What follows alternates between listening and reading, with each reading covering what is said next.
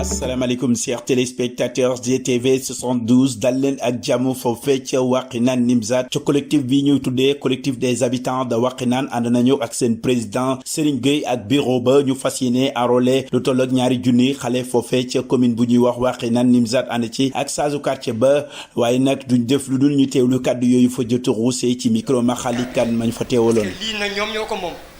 ñoom la ñuy liggéeyal délégué de quartier ñun yéen la ñuy liggéeyal. mi ngi yónnee nuyoo ci képp koo xamante ni teew na ci xew-xew bi nga xamante ni le collectif des habitants de Wakhinane ñoom ñoo ko amal mu leen di jaajëfal di leen ñaanal jàmm action yi nga xamante ni entreprendre nañ ko pour le développement de Wakhinane muy ñaan yàlla subhanahu wa taala defal leen ci lu mucc seen lu sut seen njort donc ci cadre mutuelle de santé enrôlement en masse bi nga xamante ni collectif bi daf na ko jëmee ko ci mutuelle de santé bi. li muy tekki mooy mutuelle de santé mooy kër goo xamante ni mooy yombal ci wàllu faj du këru guy faj mais kër guy yombal wàllu faj fépp foo xamante ni war nga fa fajee juróom mutuelle de santé bi benn bi la lay fayloo mais ñeent yi moom moo la koy gàddul kon képp koo xamante ni am na carte CMU muy élèves yi wala muy ndongo daara yi wala ñu am carnet boo xamante ni carnet CMU yi la li nga xamante ni moom mooy mutuelle bi taxawaay bi muy am ci yow. mooy fépp foo feebaree da ngay dem ci mutuelle de santé bi mu jox la lettre de garantie nga dem faju ji boo fajoo lépp loo xamante ni prestation la moo xam ci hôpital bi moo xam ci centre de santé bi wala ci poste de santé bi lépp loo waroon fay juróom benn bi ngay fay ñeent yi mutuelle bi da koy gàddu par exemple tey bu doon 10 000 francs 2000 ngay fay 8000 francs yi mutuelle bi da koy gàddu bu ñu amee ay ordonnances yoo xamante ni c'est au sein des officines privées bu dee ordonnances yooyu moo xam pharmacie la moo xam pharmacie la en ce moment là 50% ak 50% de la mutuelle bi di supporter nga supporter beneen 50%. ordonnance yi nag bu dee dafa am ci hôpital bi wala ci dispensaire bi ordonnance bi bu dee juróom lay jar ba léegi yow benn bi ngay fay ñeenti mutuelle bi la koy gàddu donc ci lancé boobu le mutuelle de santé bi accueillir li nga xamante mooy le collectif des habitants de Wakhinane ñu ñëw enrôler plus de 2000 personnes ci mutuelle bi yaa absa di leen ci jaajëfal à cette occasion mu décerner leen benn diplôme boo xamante ni diplôme de remerciement la ensuite tamit mu daal di accorder le collectif des habitants de Wakhinane comme des membres d'honneur à la mutuelle de santé de Wakhinane de Jàppo Faju donc maire absa coordonnateur bi nga xamante ni moo nekk di jiite l'union départementale de Guédiawaye te union bi daf 11 mutuelles de santé dans ce lancé mi ngi leen di jaajëfal di ñaan lii nga xamante ni collectif bi amal na ko mu amal ko ci yeneen secteurs yi amal ko ci yeneen domaine de la vie mu nekk loo xamante dina jëriñ askan wi dina leen jaajëfal bu baax baax baax. kon nag dañu war a préparer na mu waree xale dafa war a am éducation mooy nga yar ko parce que ñooy nekk yàlla may jàmm may na bekk may sutura gudd fan loolu war na ko dak wérle ak mu jërëm tënkal ko asalaamaaleykum wa rahmatullahi taala wa barakatu kulim juum te tabaarakallaa ñi ma fi fekk ñëpp kilifa lañu ci gox bi am nañ fi daraja acteur communautaire bu nekk mi ngi fi teew tey commençant si ay leader d'opinion comme délégué de quartier yi bàjjenoo gox yi service technique yi maanaam daal toutes les strates sociales ñu ngi fi kon maa ngi nekk ku nekk ci turam ci santam di ci jiital nag président Gueye Serigne Gueye dama la ñëwoon fëgg sa buntu nga delloo ma tey honneur bi invité ma ci activité bu am envergure bi nga xamante ne wax dëgg yàlla ça touche complètement mon domaine mooy le social man nag maa ngi tudd madame Xuma nekk fii ci foyer Wakhinane Nimzatt occasion bi yaakaar naa ne mën nga ko jox pour ma xam ngeen xam may kan ndax xëy na am na ñoo xam ne amaana da nañ dégg sama tur am na ñoo xam ne gis nañ sama jëmm waaye am na ñoo xam ne it sama service xëy na tamit xamuñu ko nuñ ko war a xamee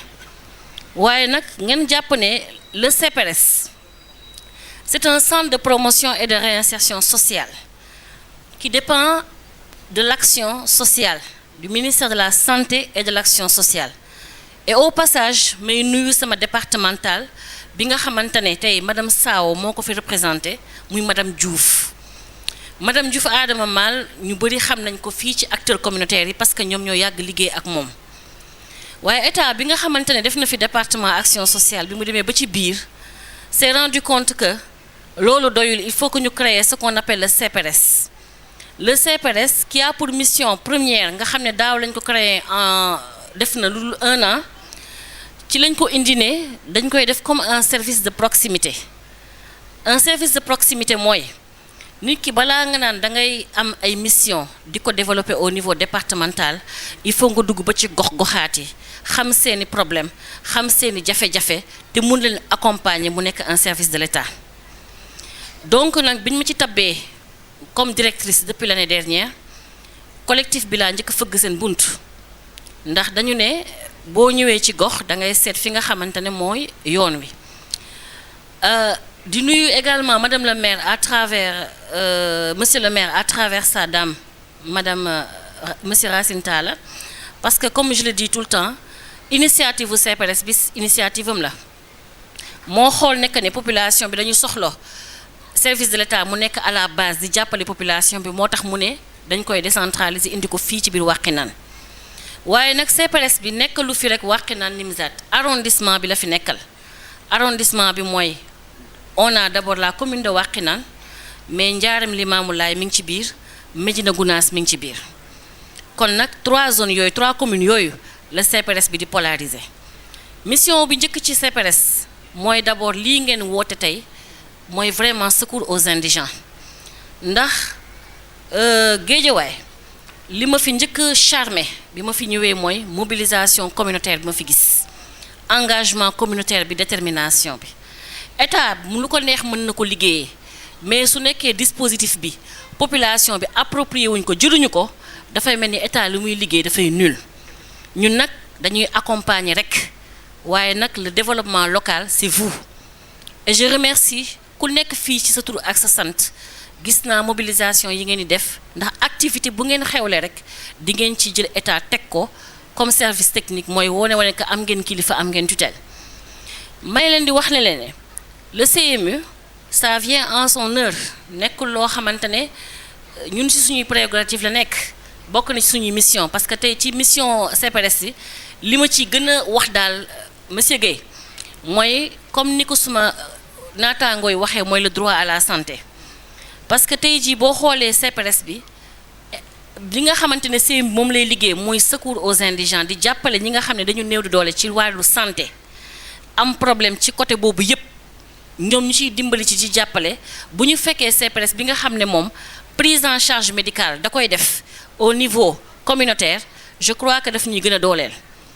Ma leen di xamal ne que yéen le collectif des habitants de Wakhinane am ngeen fi un service boo xamante ne ouvert, un service qui vous écoute, un service qui vous accompagne et un service qui a envie que d'ici par rapport aux objectifs yi ngeen jox ci seen gox-goxaat ñu mën a am zéro cas d'enfants yi nga xam ne ils n'ont plus droit à la santé. Par rapport à cela, le CPRS am na ce qu'on appelle la prise en charge médicale muy fekk ci CMU bi ci naka bépp xale wala sax mag bu am problème santé am difficulté pour faju, on a le droit ñun on a une mission de t'accompagner gunge la jàppale la ak l'action sociale au niveau central ba nga mën a am une lettre de garantie mën a faju. Suñ ko deful tamit on a le partenariat bi nga xamante ne ñoo fi nekk pour di dimbali yenn xale yi nga xam ne dañu am ay jafe-jafe ci wàllu cardiopathie te yaakaar naa ne sama bureau bi ñenn ñu bari dañ fay ñëw di poser ay problèmes de prise en charge médicale ñu leen di jàppale. Yaakaar naa ne aussi tey peut-être une petite occasion la rek pour ma wax leen un aperçu de ce qu'on est en train de faire waaye dinañ ko gën a yaatal ci yeneen géew ndax maa ngi yor sama bant te bés bu nekk ma dem ci gox-goxaat di xamal man may kan. Je vous remercie. amul woon dispensaire amul woon école amul woon dara loo xam ne ni jumtuwaay mën naa ñoŋal dundu nit ndax suñu dugal woon école ba ñu jàng nasaraan ba yegg ci yenn maxaama yi kon tey lii du mën a taxaw kon suñu wéjur yooyu ñu ngi leen di ñaanal di leen fàttaliku di ñaan yàlla fu ñu tëdd ci barzak yàlla yëkkati leen ci maxaama yi gën a kawe bi ñëwee ba fii nag yëf yi daal di tàbbi suñuy ay loxo ñu daal di teg suñu tànk fi suñu ay wéjur tànk tegoon maanaam juboo ànd toog di waxtaan di diisoo ba li fi nekk nii taxaw fi tey école yeeg dispensaire yeeg centre de santé gi yépp xale yi fa tabarikalla daal di fiy juddu ñoom it nekk ay xale yu am jom yu am pas-pas jàng bi leen nii tey càmbar leen nañu leen ni jàng fu mu gën a mën a kawe ñoom egg nañ fa yar yi tamit foo ko natt ci ñoom yàgg na fa juróom fukki at ñi def ko fii ci Wakhinane ci Géejawaay fii suñu doole suñu kattan mayetuñu te àddina dafay dox nit ñi ñooy den rek bàyyi ko fi àddina moom jógee ko fi kon ñu ne xale yi kon léegi jël leen sas baa ngoog soo wëree administration bi foo mën a dem seen morom ngeen fay fekk waaye nag suñu loxo duñ ko teggi ci liggéey bi parce que tamit comme ni ko Alaaji Malick waxee léegi feccu liir su neexee ndey ji moo téye ci mbagg yi donc ñu leen ñaan yal na yàlla doolu sutura yal na yàlla may ñi commencé jotaay bi ci jàmm ak salaam yàlla may njëriñ ko jàmm ak salaam ci barakatu suñu li tax ma ñëw fii mooy représenter cercle des jeunes cadres et immigrés de Wakhinane loolu moo tax ma ñëw fii cercle bi nag ay doomu Wakhinane comme ni ko sama waa ji waxe ñoo ko sos mission li ko tax a jóg mooy orienter encadrer ak appuyer initiative de développement communautaire yu jóg ci biir Wakhinane donc damay insister ci loolu pour que mu leer ci ñëpp loolu moo leen tax a jóg mooy orienter accompagner ak initiative de développement bu am ci quartier bi ñu dugal ci seen loxo donc je suis très honoré aujourd'hui d'être présent ici pour l'enrôlement des enfants pour CE ci kaw loolu deuxième point bi mooy aussi maa ngi fi ñëw ànd ak rakku Mabey Fall di nekk nii mooy Ibro Fall Gallo ak Mbaye Kébé mi toog na li moom mooy rakku Abdou Kébé bu ñëpp xam président cercle bi Pape Gadiaga la ñëpp xam nañu coordonnateur bi nekk Mabey Fall donc moo taxawee fii aussi di wax ci seen tour lay waxee ak ci turu cercle bi voilà Issa Fall itam ci la bokk Issa Wade voilà Mamadou Ndiaye mi ngi ci Issa aussi mi ngi ci ñoom ñëpp ñi ngi ci bitim réew Ndeye Penda ñoom ñëpp ñi ngi ci bitim réew te ay doomu Wakhinane donc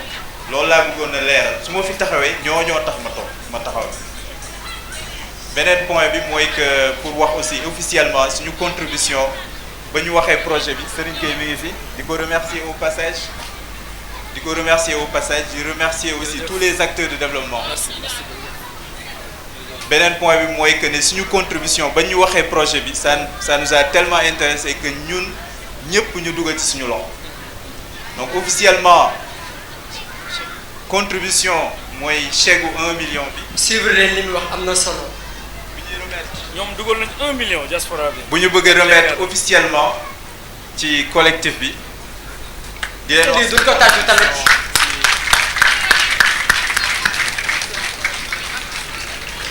voilà donc di remercier collectif bi encore une fois ñi fi nekk ñëpp conseil des sages bi aussi gis nañ liggéey bu baax bi ñuy def donc ñun duñu def lu dul appuyer leen ci loolu. voilà dama bëggoon woo sama maa ngi leen di nuyu kenn ku nekk ci turam ak santam di nuyu sama papa yi fi teew di nuyu délégué quartier yi di nuyu madame la maire di nuyu représentant diaspora bi di nuyu madame Khouma service social maa ngi nuyu les habitants de Wakhinane Nimzatt initiative bi rafetlu naa ko lool sax vraiment lii amul fenn fii rek laa ko gis waaw parce que man Dakar laa nekkoon maa ngi soog a ñëw ci banlieue bi mais lii maa ngi koy soog a gis tey waaw bon lieu comme vous le dites waaw le bon lieu donc préfet dafa am empêchement dernier moment moo tax ma teew fi tey waaw bi ma fi ñëwee nag vraiment li ma fi gis neex na ma lool macha allah maa ngi leen di gërëm di leen sant wax ji mënul gudd.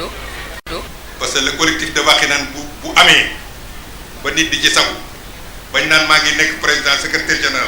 c'est grâce à lui parce que ba ñuy dajee les habitants de Wakhinane ca bayaanu Sëñ Fallou dañ ni woon dañuy def suñu daayira murit assemblée générale boobu la ñu woote woon caw moo ko dindi daayira murit bi def collectif bi mais mooy suñu jëwriñ mooy suñu moo ñu mag moo ñu jiite te bu ñu demee ba koy wooyee jëwriñ nag am na loo xam ne waxam war nañu koy teggi tey moo jur lii nit nag boo dul gërëm nit doo gërëm yàlla te caw nag mu fii bugg a yàgg te def na fi lu ne lu fi baax doon rek caw dugal na ci loxoom deuxièmement ñu def ki nga xam ne moo nekk soog a nekk ñëkk a nekk président ci gox ba muy Ali Fall suñu rekk la Ali nag c'est mon tout yàlla na ko yàlla fay yàlla na ko yàlla sigil bugg na gox bi wóolu na gox bi bugg na ñi muy àndal te mu ngi leen di buggee te li ma neex ci moom mooy Ali du feeñ mukk fenn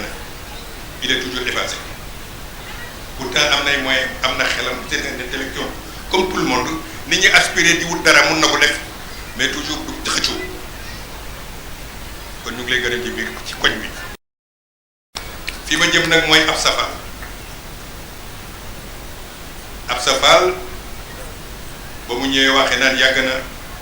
Absa li mu fi sos baax yàgg na mutuelle de santé bi ëpp na plus de 30 ans du luy soog a jur démb barki démb noonu Absa daf ko commencé di rey te jàpp ni du bàyyi tant que jógul lii dox na parfois doxul demul mu téye ci rek ngir yàlla tey yàlla fekkee na ko fi Absa bu mu ne tey jiite bii jiite au niveau ci département bi mu nekk au niveau national régional mu nekk présidente ba kon xam nga ne yàlla rek moo mën a fal nit Absa jàngul pas-pasam ak bëgg-bëgg moom la ko yàlla fay waaw kon Absa mérité na loolu temps waxi naan li ñu ko war a teralee nag mooy Absa nag rendre ko un hommage bu mat loolu rek moo def ci moom waxi naan képp dajaloo gërëm ko sant ko ngir yàlla. ñu ngi siy jiital sunu papa yi ñi nga xamante ni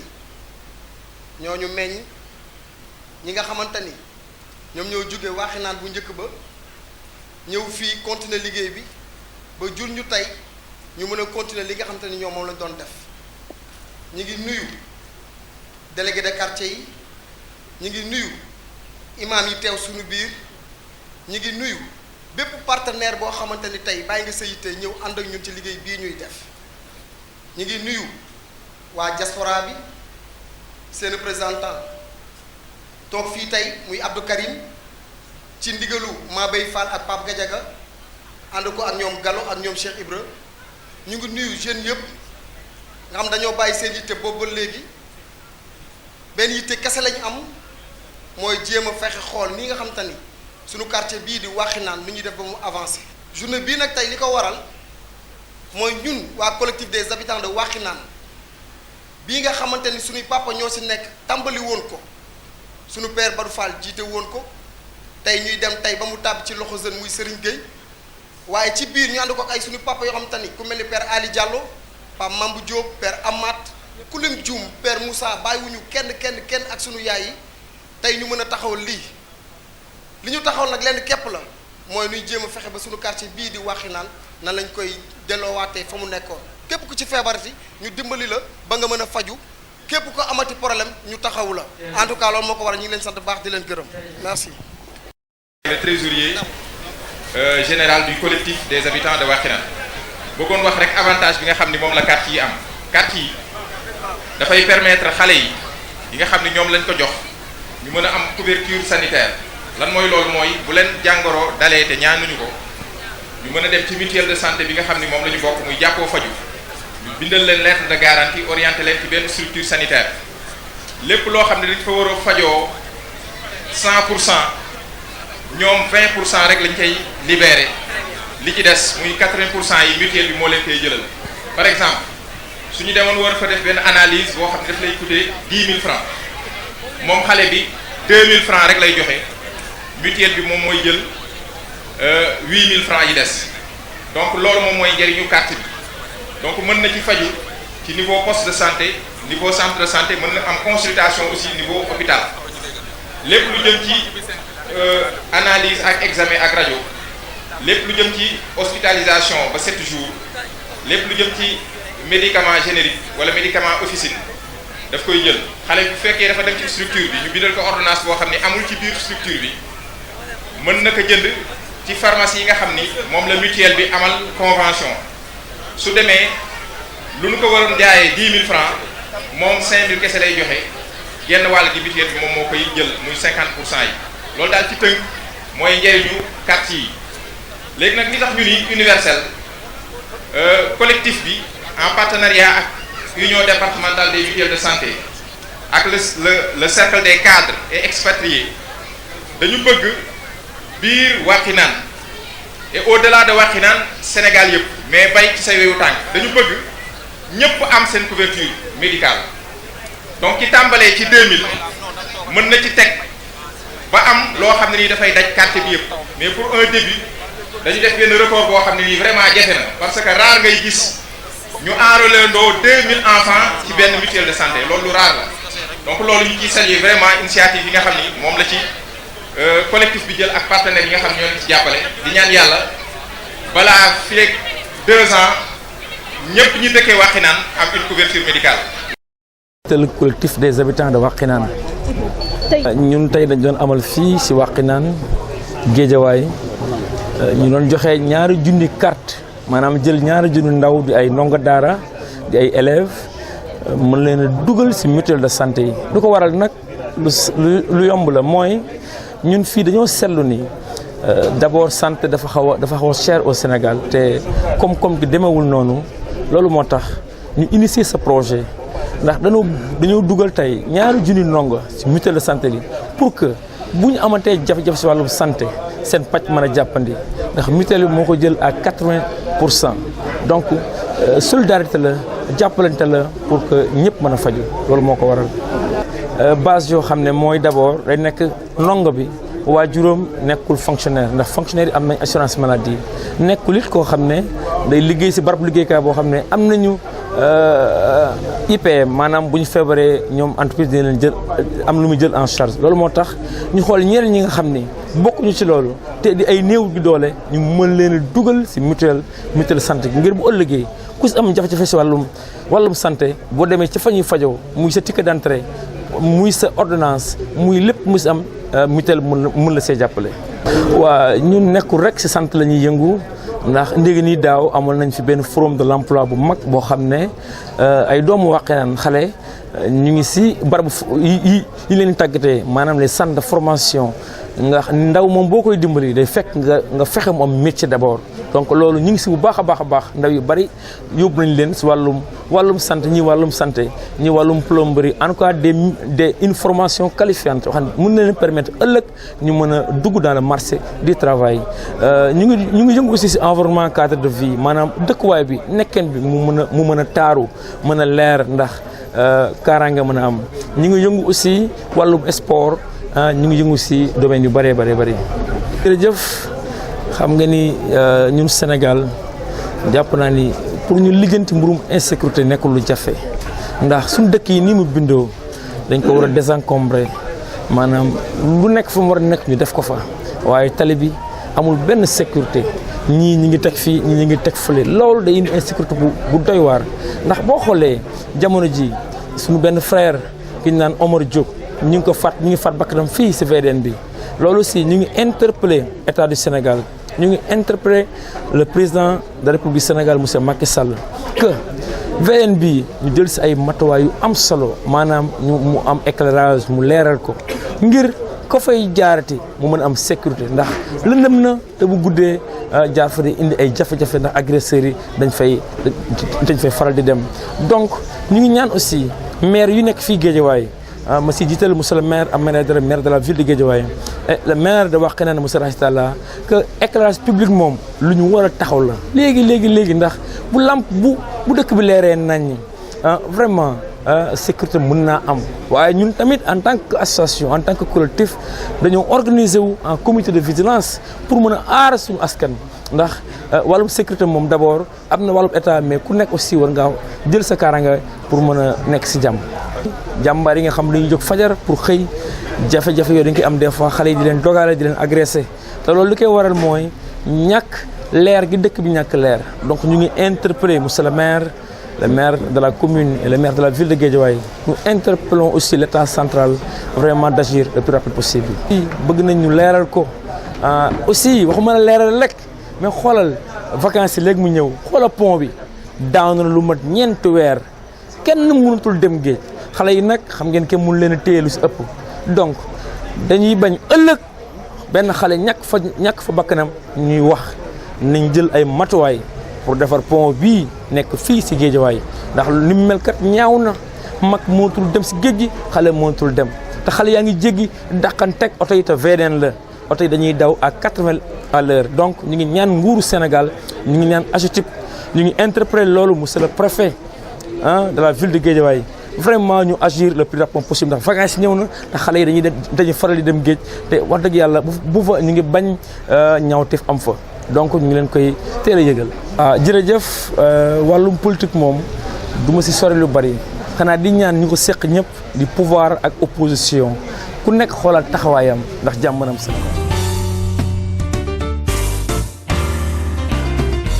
ZTV 72, le Sénégal en image.